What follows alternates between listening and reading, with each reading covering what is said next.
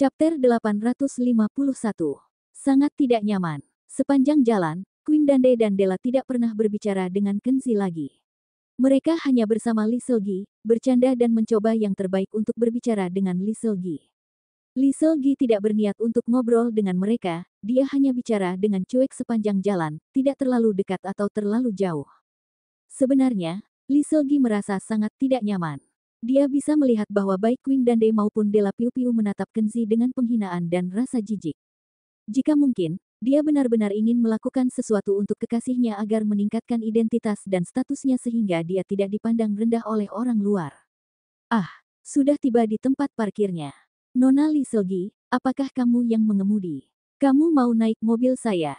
Queen Dande berhenti di depan Rolls-Royce hitam, tersenyum, ingin mengundang Lee Seolgi naik ke mobilnya.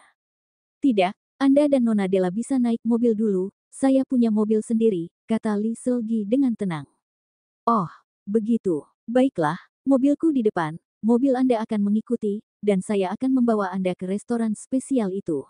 Queen Dande menebak bahwa Lee Seolgi juga mengemudi, jadi dia dan Della naik ke Rolls-Royce satu demi satu. Tetapi ketika keduanya melihat Lee Seolgi mengikuti Kenzi ke taksi, mereka terkejut. Mereka bahkan menatap terbelalak, bahkan Queen Dande hampir menabrakkan Rolls-Royce-nya ke pohon.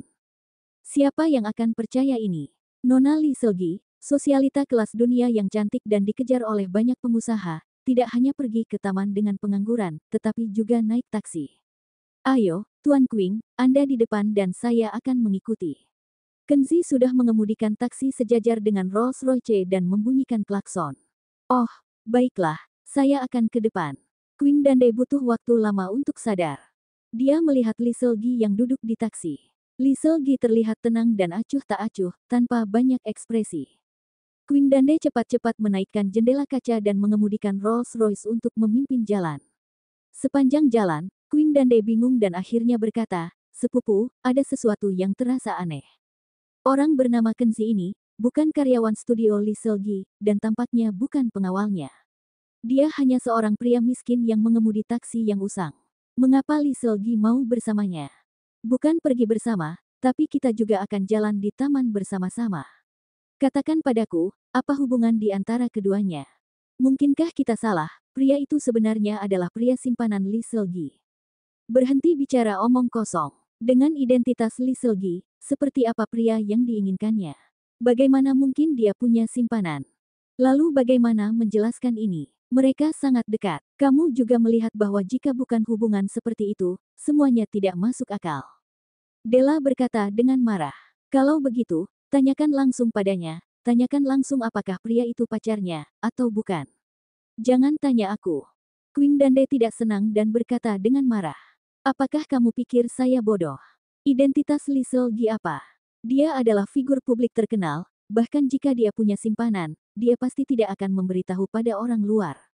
Setelah diteriaki oleh sepupunya, Della duduk di kursinya, melipat pantatnya, terlalu malas untuk bertengkar dengannya.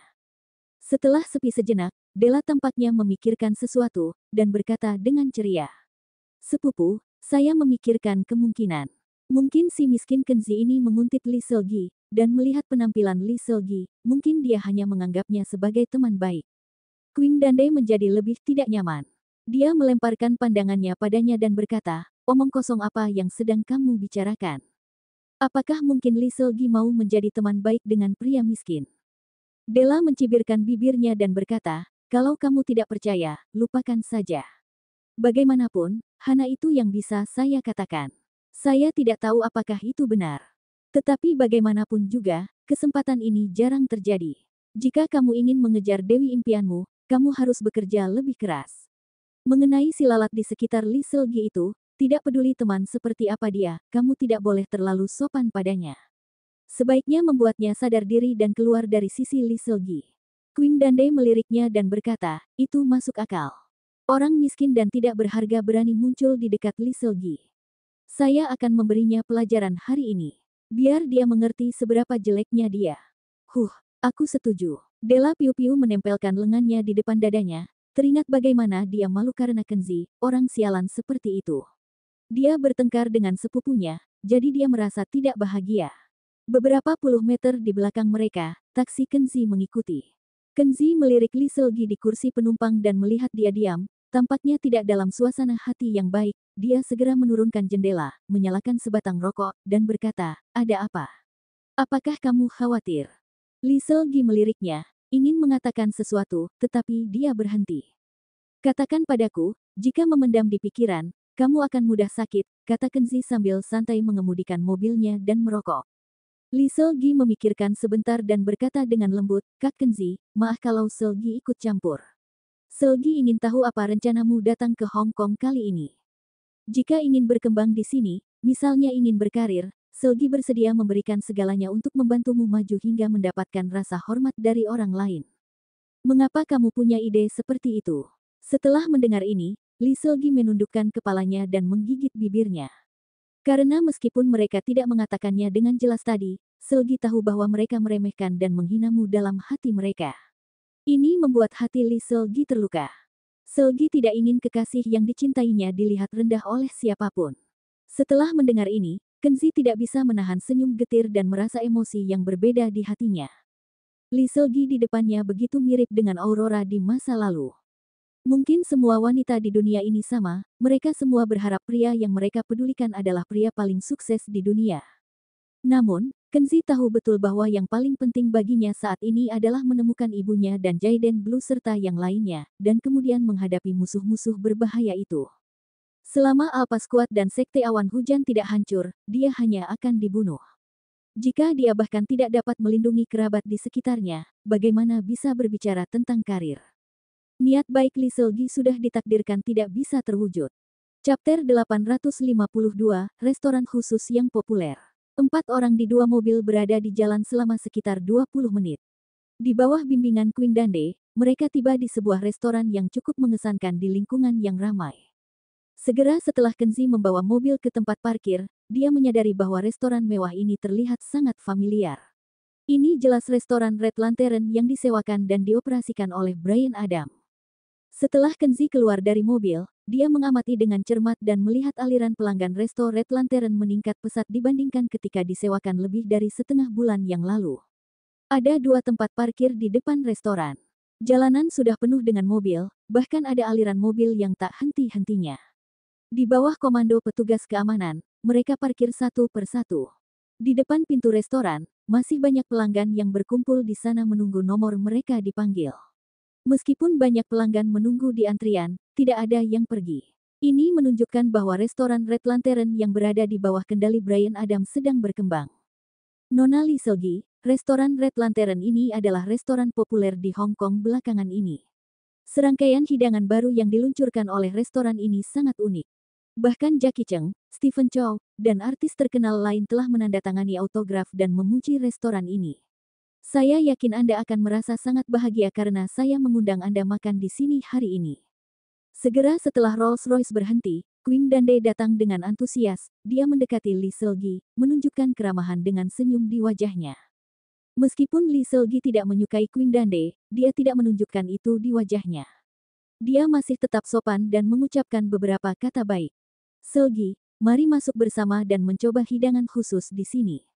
Della memeluk Li Selgi dengan penuh kasih dan mengundangnya untuk masuk bersamanya. Namun, Della, seperti Queen Dande, dengan sengaja mengabaikan Kenzi. Seorang pelayan melihat mereka dan datang dengan sopan, berkata, "Maaf, jika tidak ada reservasi, saya hanya bisa meminta kalian menunggu di luar. Restorannya sudah penuh." Pada saat ini, Queen Dande maju dan bertanya cukup arogan. Dia berkata dengan elegan, "Nama saya Queen, dan saya tamu terhormat dari Tuan Bryan Adam, pemilik restoran Anda. Saya baru saja meneleponnya. Seharusnya dia sudah mereservasi sebuah room untuk saya." Ketika pelayan mendengar ini, dia menggunakan intercom untuk mengkonfirmasi masalah tersebut, lalu pelayan itu membungkuk dan meminta maaf berkali-kali dan mengundang mereka masuk ke restoran. Queen Dande mulai merasa bangga, dan sengaja berkata dengan arogan, "Sepupu, kamu mungkin tahu bahwa restoran ini besar, tetapi jika saya tidak mendukungnya, restoran ini tidak akan bisa buka." Kata-katanya jelas ditujukan kepada sepupunya Della tetapi sebenarnya dia memberitahu Li Selgi dan Kenzi. Dia ingin menunjukkan bahwa dia, Queen Dande, memiliki banyak pengaruh di Pulau Hong Kong. Li Selgi sudah terbiasa melihat tokoh-tokoh besar, sehingga alamiahnya dia tidak akan menanggapi kata-katanya secara serius. Kenzi juga tidak akan menganggap kata-kata Queen Dande serius. Keduanya tidak punya banyak ekspresi. Hanya Della yang tersenyum cerah dan memuji dia hingga Queen Dande merasa semakin bangga. Di bawah pimpinan pelayan, keempatnya naik ke lantai 2 dan masuk ke sebuah room kecil di sudut. Queen Dande merasa tidak nyaman ketika melihat seberapa kecil room itu. Dia berhenti di pintu dan berkata dengan sombong. Pelayan, saya mendengar bos Anda, Brian Adam, mengatakan bahwa ada room kaisar 300 meter persegi di lantai atas resto Anda, yang umumnya tidak dibuka untuk umum. Pergi dan beritahu Brian Adam untuk mengosongkan room kaisar, saya ingin menggunakan room kaisar mentraktir tamu. Pelayan merasa canggung ketika mendengar ini dan berkata dengan penuh permohonan maaf, Tuan Queen, Anda juga tahu bahwa room kaisar tidak dibuka untuk umum. Bos Brian secara pribadi menekankan kami bahwa room kaisar hanya boleh digunakan untuk menghibur tamu kehormatan tertinggi, VIPs seperti eksekutif utama dan tamu asing yang berkunjung. Ini bukan hanya permintaan dari Bos Brian, tetapi juga karena eksekutif utama secara pribadi memberikan saran kepada kami ketika kami menghibur tamu negara di restoran ini. Jadi permintaan Anda tadi, kami tidak bisa mengabulkan.